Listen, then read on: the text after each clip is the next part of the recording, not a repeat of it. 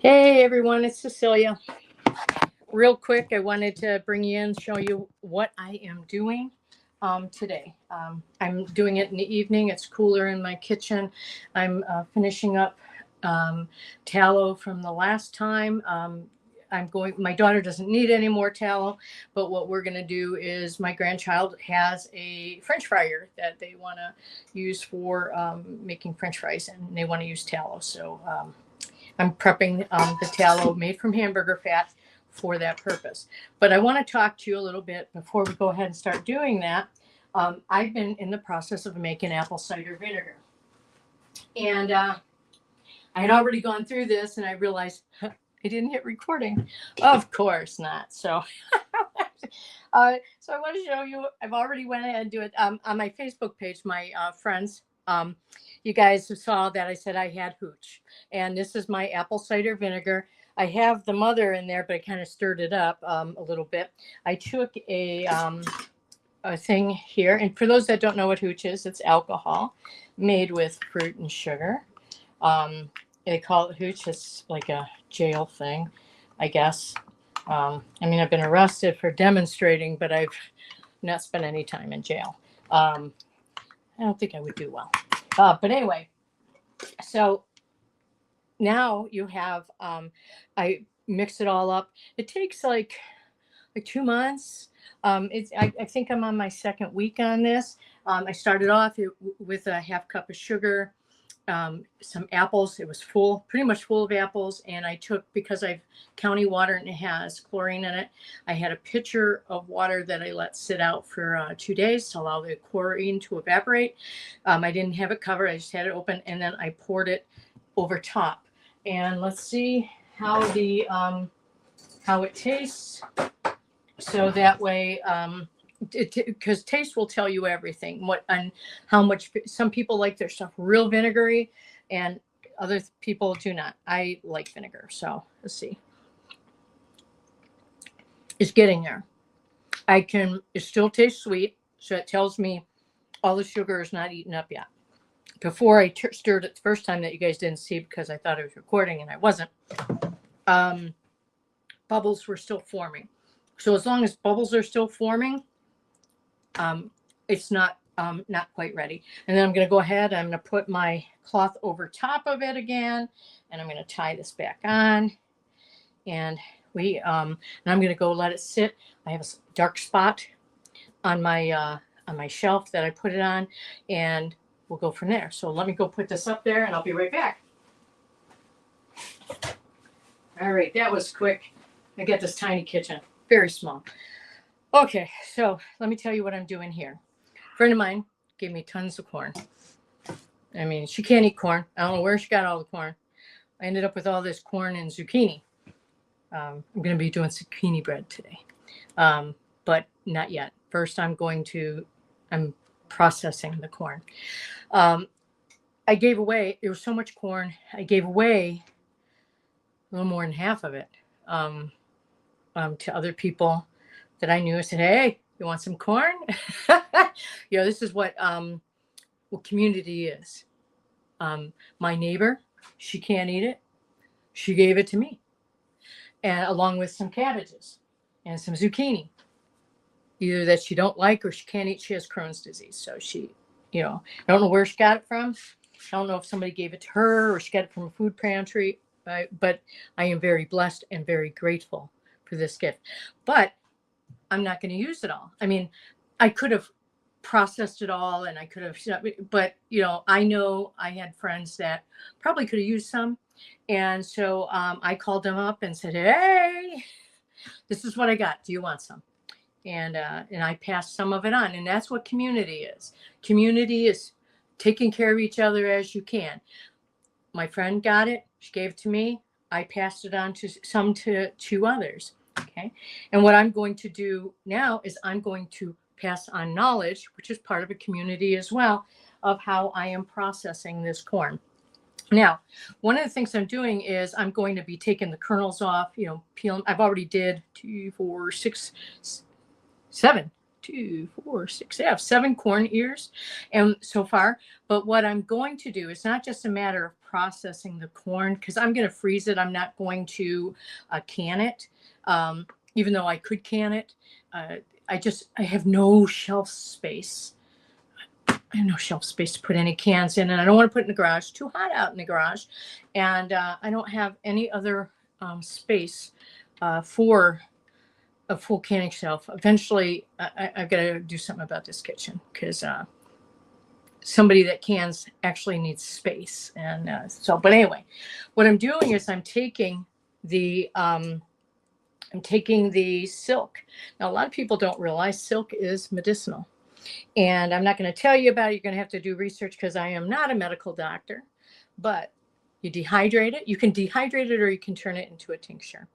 I dehydrate it. And then I can turn it into a tea and let it steep, strain the silk out, and drink the tea. And it's good for urinary tract.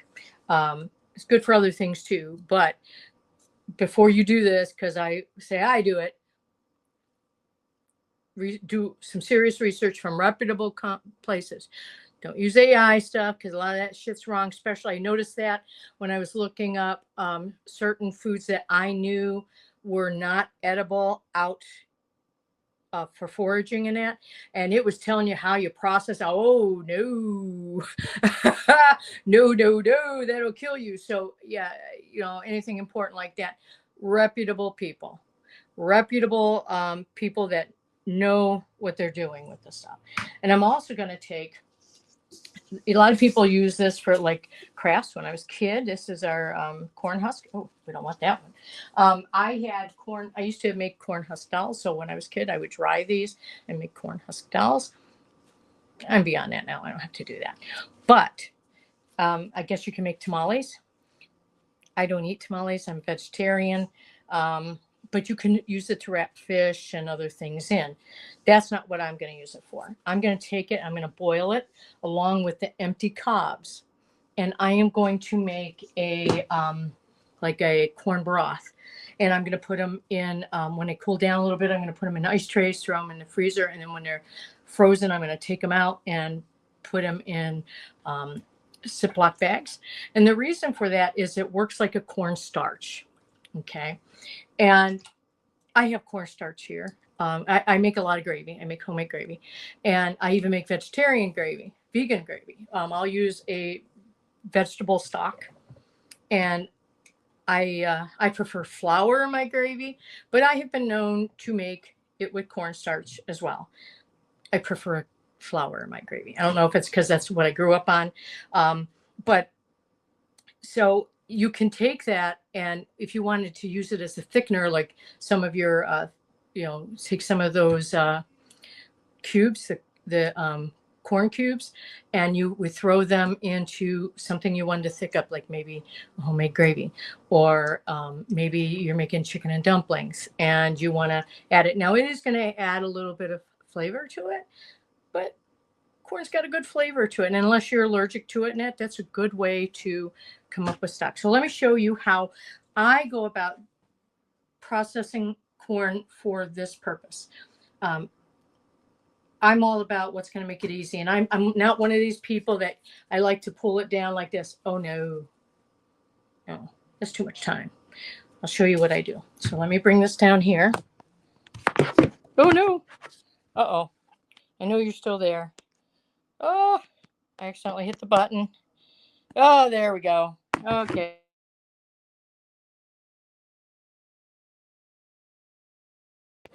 Where am I? Oh, see, that's what I get for touching things. Okay, so this is not the part you want. This here? No, you don't want this part. So what I do is I cut that off. I don't want that. Okay. I turn it around this side and I come up. I want to go into the corn cob itself. Okay. I don't want to just take the stick off. Okay. Kind of like this. All right. And then I like to peel it from the bottom, kind of like how you're supposed to peel bananas. Instead of taking it from the top at the handle, you take it from the bottom and it peels it a lot easier. It's like that. So I take it, and you can see I can get a whole bunch of this off at one time. much easier for dealing with corn on the cob. Now I didn't get it all the way down. If I went, it should come in just a little bit more. There we go. So that you're seeing the corn kernels, because then you'll see the silk doesn't come all the way down. And for those that don't know, who've never grown corn, the silk is the female part of the plant. And what happens is on the top of the stalks is the male part. And each one of these represents a corn kernel. And one time, well, more than one time, I was growing corn, and I had some corn kernels that maybe had 10 kernels on it. And they were decent size corn stalk, corn on a cob, but they had no kernels on them. I must have done something wrong in the planting. I haven't tried it. I've tried it twice. It didn't go so well, but I do have corn that I want to plant. I'm going to try it again. Okay, so and you see, I don't have a whole lot of silk on here. So that makes it easier for me. Okay, and then it's just a matter of pulling this off. And then it's just getting all this other stuff off. Okay, and then, oops, okay, and that's how I do my corn on the cob. Easy breezy. Of course, if I was eating corn on the cob, I'd have to have something to stick it in, but I have a hard time because I have a severe overbite of biting into corn and not hurting myself. So anyway, I'm going to go ahead and I'm going to put this on hold. And when I get done with all of the stripping of the corn, I will show you the next part. All right, I'm put you on hold. Okay, so now I'm back. Okay, so let me show you what I've done. Okay. Okay, so I have my corn kernels with my corn cobs here. I have all my silk here. I have two things of corn here, but I wanted to show you how I got off corn. I have one of these handy dandy, and actually this works pretty good. I tried with a knife, but as you can see, I have corn all over the place with a knife. This is not something I do all the time. And so, hey, get off my counter. Ah, get down, get down. Ugh. She likes chewing on cabbage leaves and that. But anyway, I'm going to go ahead and I'm going to show you how I use this thing. So it's got serrated edges. So I kind of go in and I come down like this. Now, I've tried knife, but when I do a knife, it ends up everywhere. So, and then I just keep going around. Now I go around twice because it doesn't get the whole kernel. If you look at it, it doesn't get all of the kernel. So that means there's still corn on here. And that's okay. I'm going to freeze it. I know there's got to be a better way to do this. I just don't know how that is. So, and you can see I'm making a mess everywhere. So, come on. So I try to get, because I don't want to take the cob itself off, but I do want the corn. Now, even though I'm going to make a corn, you can make corn. I was reading that you can make a corn cob jelly, and you put on cornbread. Not a big fan of cornbread, so yeah. All my other corn ears did so much better than this one. I don't understand. That's probably because I'm too busy talking while I'm doing this. And then, of course, I just split this apart here, and then I've got all this corn, and I got corn all over the table. Of course I do. So that's a lot of corn, and I'm going to package up this corn and prepare it for freezing. I don't blanch things. I know a lot of people, they do. They blanch. Whoops, I don't know what that was about. I know a lot of people, they blanch before they freeze. I don't. I never have. Well, no, that's not true. I used to, and then I stopped doing it, and I found the produce is just as good. So I stopped doing that. Okay.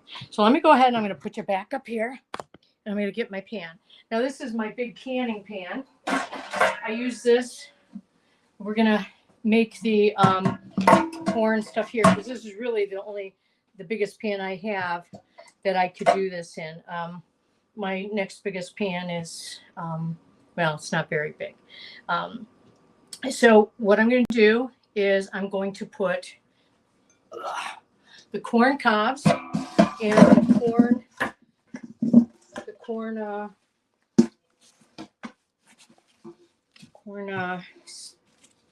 these.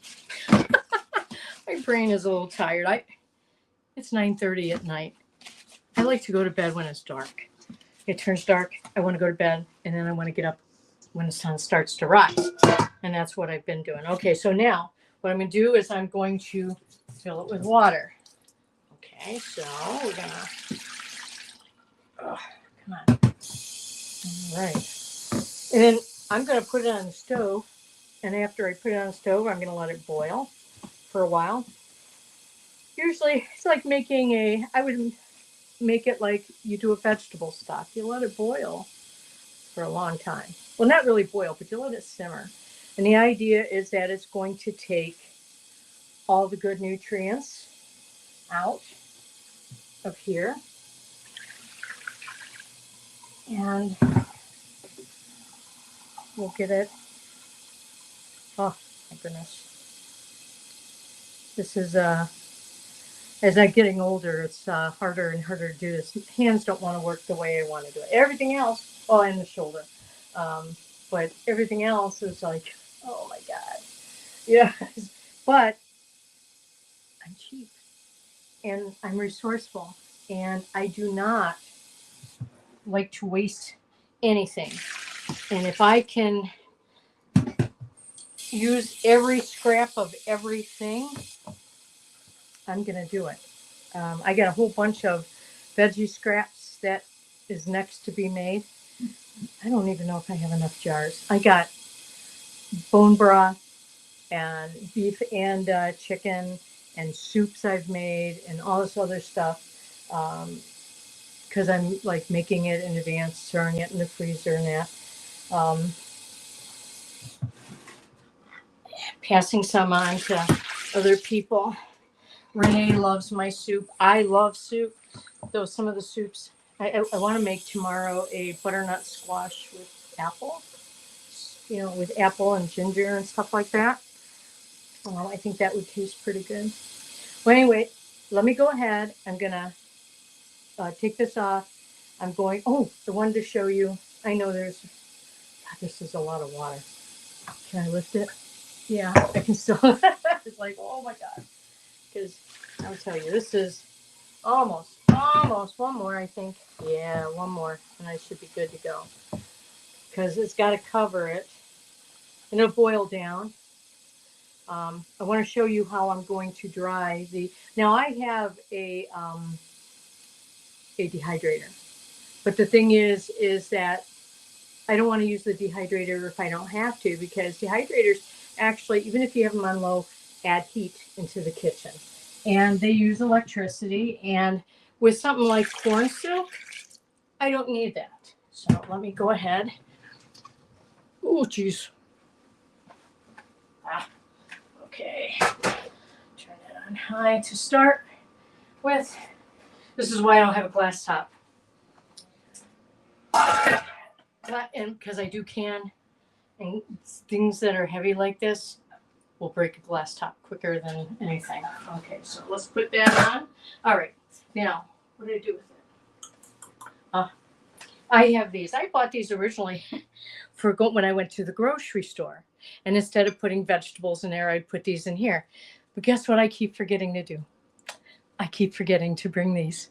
I remember the bags most of the time, but I forget these, and because I take them out and I leave them because I like my stuff to be able to airflow. So what I'm going to do is I'm going to put this in here, loosen it up here, and then I'm just going to hang it. I have a spot in my kitchen. This will keep anything out of it. And I'm just going to hang this up, move it around every now and then, shake it up, and it will dry. I do this with a lot of herbs and that. This is how I dry my herbs.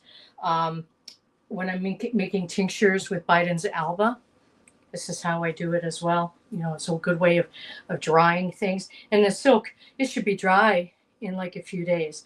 I mean, it could dry in a few hours if I use the food food dehydrator, but why? If I don't have to, if it was something else, yeah, I would do that. So anyway, that's going. This is done. I'm going to go ahead and package the corn. When that is finished, I'm going to show you what to do next. All right. I'll talk to you later. All right. I'm back. The corn is still going. I mean, that's going to be a few hour thing. But I wanted to tell you about how I'm trying to vacuum pack seal these. And so I am using what is called a seal meal. Let's see. Right there. Seal meal. It's usually I use it for let me put this here. I use it for meats. I don't generally use it for veggies. Usually I just throw veggies in a Ziploc, but lately everything has been getting freezer burn on it.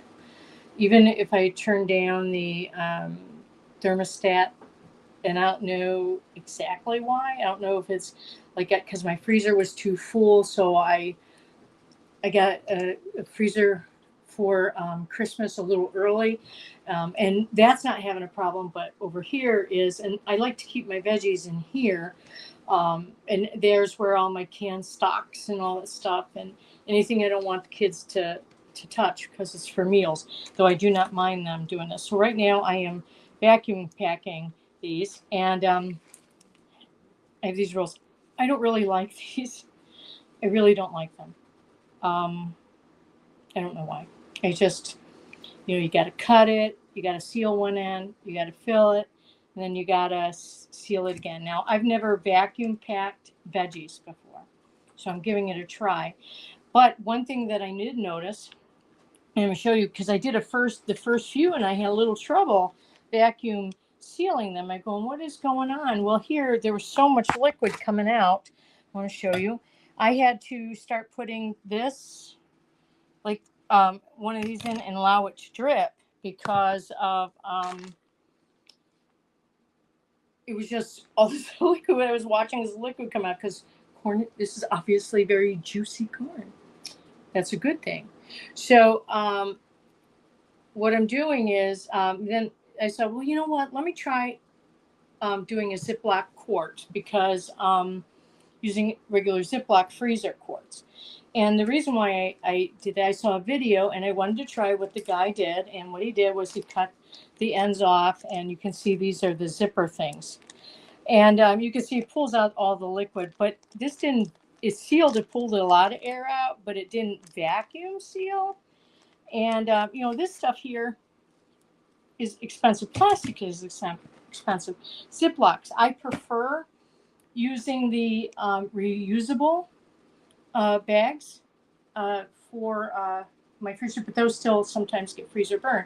And the issue that I have with the reusables is that, well, I don't have an issue with it so much, is that the kids, I think they've thrown some of them away because I can't find them. Like where, as with anything else in the house, it's like, is it in your bedroom? Where's it at? It's kind of that type thing. So this is an experiment. At some point, I'll tell you how that experiment went. I'm going to put it in this freezer here with my veggies and see how it does. So let's talk about this seal meal. You cut it. I sealed the one end already. Okay. You have to put this edge in. You have, I'll show you. Oh, there's some juice in there. Hang on. It pulls the juice out. It has this little removable thing for juice because it pulls it out. So it's like this. And when you're putting this in, you're putting the edge into here. And the reason why you're putting the edge into there is because as it's pulling out the air, it pulls out some liquid. And it's really loud. I mean, it's very loud. Okay. And I've been double sealing these because I don't trust it. Let's put it that way. And then it has a seal at the thing. If you were only going to seal, and then you have a vacuum and seal section. So I'm going to go ahead. I'm going to stick this in here like this. And wait till you hear how loud this is. If you don't like really loud noises, cover your ears or go on for a few seconds. It's not that long. You press it down and you hold it until it says hands free. And then it seals. seals it.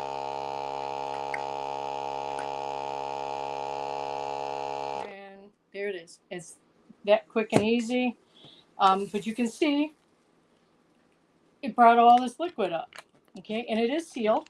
Well, let me get that liquid out because I don't want to freeze it like that with that in there. You can see, but it's not totally vacuum sealed because, so I always do a double seal. I hate to do that, and I can go where my one seal is, and you can see where the seal is. I'm gonna go right above that because I want to go underneath it with a second seal. Just because there have been times I've used this and it doesn't stay sealed, and it really busts my buttons. It's like, hey, you're spending all the time doing this, and yeah, would I buy this again? I don't know. They got to have something better than this out in the market. I don't know if I would buy this again. I bought this when I was dehydrating and I wanted to pack things no, actually I bought this because I bought it for myself because of backpacking and that, but I bought this for my scouts so that we would make dehydrated foods, put it in here, vacuum seal it. We could vacuum seal it and then do it a little better, but we ended up using Ziplocs. But that's why I originally bought it. We did do some vacuum sealing until we ran out of bags. So let's go ahead and do another seal on this. Okay, why are we not sealing? Oh, there's corn in the way. Okay, wait a minute. Okay, so there we go. Okay, there we go.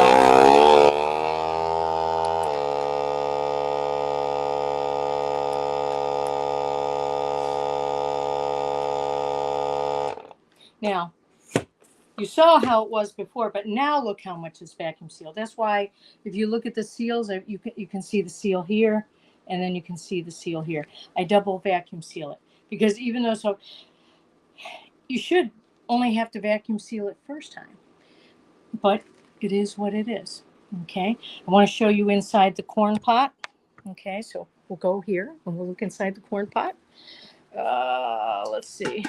You can see. Oops, it set off my alarm, my smoke, not a smoke alarm. It's a heat sensor smoke alarm. I was hoping just to have a smoke alarm, but no, because I cook. When I'm cooking, it always sets it off.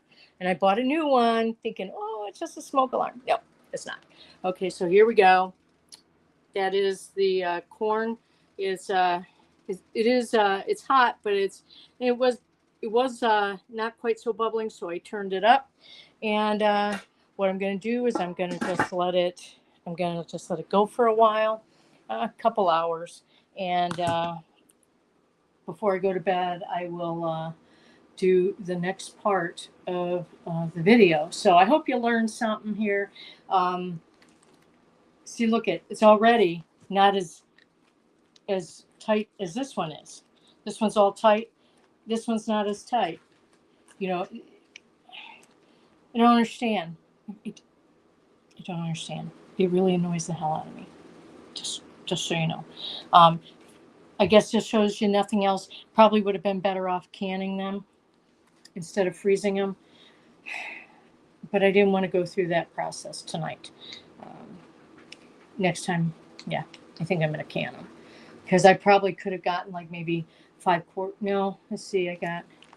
I have several cups of corn here. So I'm thinking probably got maybe 5 quarts, 4 quarts of corn that I could have. But I have no room on my shelves. I have jars.